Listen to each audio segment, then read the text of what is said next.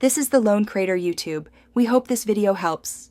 You begin by locking in pose and timing. Choose contact, down, pass, and up as your 4 key poses. Create the silhouette first so the cat reads clearly. This is why strong keys matter. Set frame rate to 24 FPS and aim for a 12-frame cycle if you want a brisk walk. Change spacing later for mood.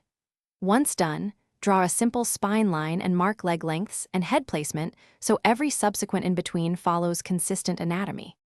Next, sketch the breakdowns to sell weight. Place them at frames 3 and 9 to show compression and stretch. Block pose to pose first. Avoid interpolation until your timing and silhouettes feel right. Then refine by adding in-betweens and easing the arcs, making sure paw placements line up on the ground contacts. Animate the spine as a wave and offset the tail with slight delay.